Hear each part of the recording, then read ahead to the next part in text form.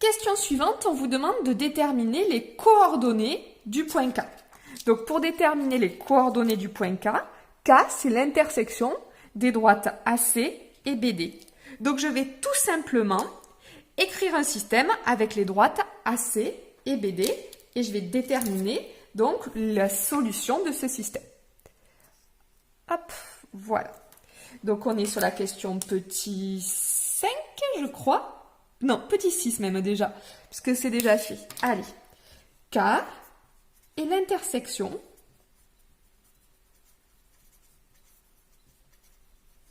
des droites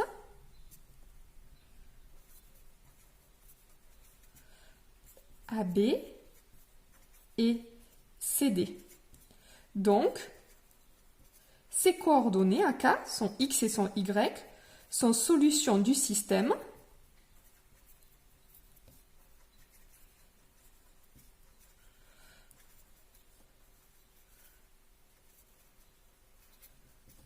donc sont solutions du système que je vais écrire juste après.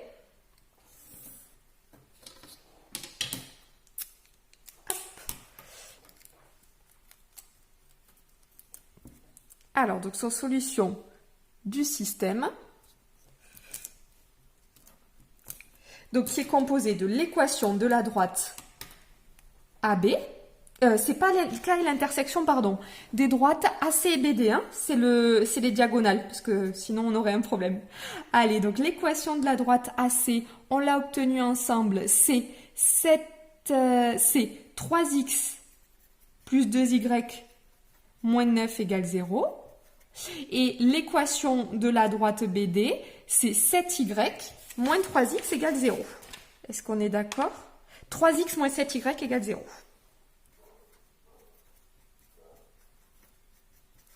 Allez, je vais fixer ma feuille comme ça. Je vous ferai plus bouger. Hop. Et hop. Voilà. Vous avez l'envers du décor. Allez.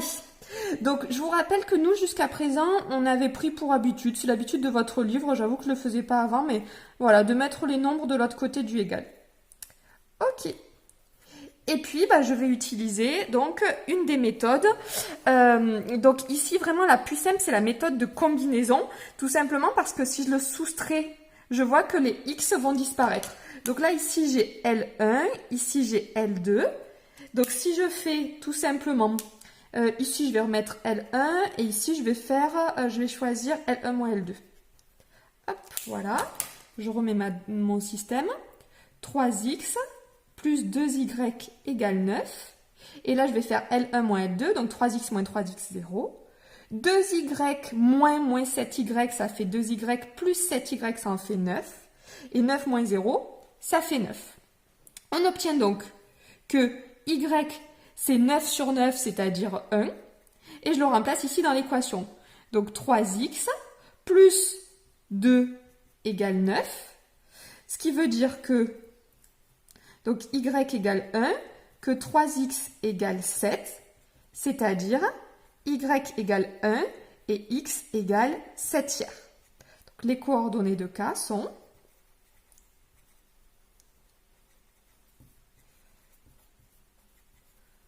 7 tiers, point virgule 1. Et là, on peut faire une petite vérification avec notre figure. Ici, 7 tiers, ça fait environ 2,3. On n'est pas mal du tout. Et 1, voilà, ça paraît tout à fait logique. Donc 7 tiers, 1, ça paraît tout à fait cohérent. Alors, je vais tenter, je ne sais pas si j'avais assez de place, je vais tenter de résoudre donc avec l'autre méthode, c'est-à-dire la méthode par substitution. Donc là, c'était un peu plus compliqué parce que tout simplement pour isoler les x dans mes deux équations, c'était pas évident. Donc, regardez, ici, j'avais 3x plus 2y égale 9 et 3x moins 7y égale 0. Le plus facile, en fait, c'était d'isoler le y de la première ligne. C'est-à-dire qu'on aurait eu 2y égale moins 3x plus 9. Et donc, c'est-à-dire y égale moins 3 demi de x plus 9 demi.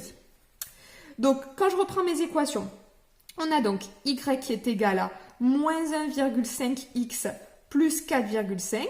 Et je remplace dans mon équation ici, c'est-à-dire 3x moins 7 fois moins 1,5x plus 4,5 égale 0.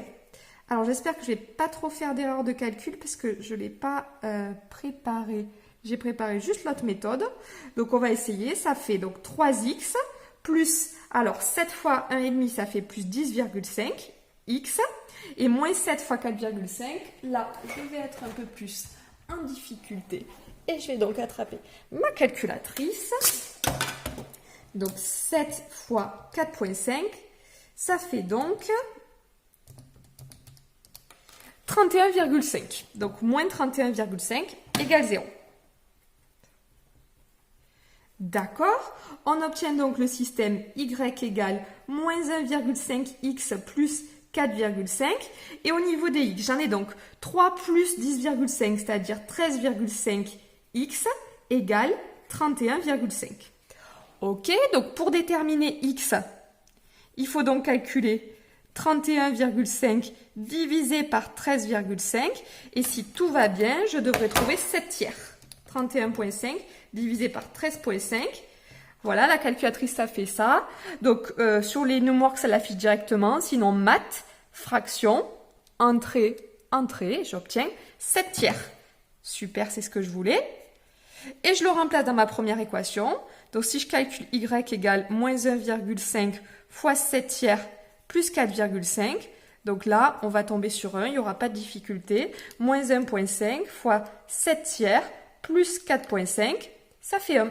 Voilà, on retrouve donc ici les mêmes solutions que dans mon premier système. Parfait. Maintenant qu'on a ça, on nous demande de montrer que les points I, J et K sont alignés. Bon, pour montrer que 3 points sont alignés, nous, on sait comment faire. On connaît les coordonnées de I, on les a calculées. On connaît les coordonnées de J, on les a calculées. Et on connaît les coordonnées de K, on vient juste de les obtenir. Donc, pour savoir si ces points sont alignés, on va regarder que 2 vecteurs soient collinaires. Donc, par exemple, je vais choisir le vecteur IJ, qui va donc avoir pour coordonnées 4 moins 1,5, c'est-à-dire 2,5, 3 moins 0, c'est-à-dire 3, et IK.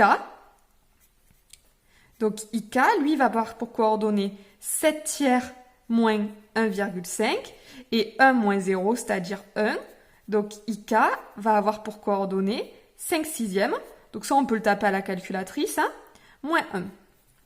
Voilà, ça fait 14 sixièmes moins 3 demi, c'est-à-dire moins 6 sixièmes. Et donc, on obtient... Hop. Alors, je vérifie juste que je ne me sois pas trompée. Moins 3 demi. Maths, frac, 5 sixièmes. Voilà, c'est ça, tout à fait. Donc... Alors, juste pour pas vous dire de bêtises, donc je viens de dire que 7 tiers moins 1,5, c'est-à-dire moins 3 demi. Ah oui, c'est la même chose que 14 sixièmes moins, si je mets sur 6, 9 sixièmes. Et là, on retrouve bien le 5 sixièmes. Voilà, par tranquillité. Et donc maintenant, pour ces 2 vecteurs ici, je vais calculer leur déterminant. C'est-à-dire, je mets les coordonnées de IJ, 2,5 et 3, et je mets les coordonnées de IK, 5 sixièmes et 1, et je calcule. 2,5 fois 1, moins 3 fois 5 sixièmes. Attention, bien évidemment, là, on ne marque pas que c'est égal à 0, puisque justement, c'est ce qu'on veut montrer. Donc, ça fait 2,5, et ça fait 15 divisé par 6, et 15 divisé par 6, ça fait 2,5, égale 0. Donc, ça signifie que les vecteurs IJ et IK, ils sont collinaires. Et vu qu'ils sont collinaires, ça veut dire que les droites IJ et IK, elles sont parallèles. Et si elles sont parallèles et que le point I appartient aux deux, ça signifie que I, J et K sont alignés. Et voilà pour la fin de ce long exercice bilan qui était très intéressant parce qu'il reprenait énormément de notions qu'on a vues tout au cours de ce chapitre. Donc vraiment, voilà, n'hésitez pas à le revoir si besoin, à le retravailler. Il est important, il n'y a que des techniques de base, mais il est très très complet. Allez, bravo à vous!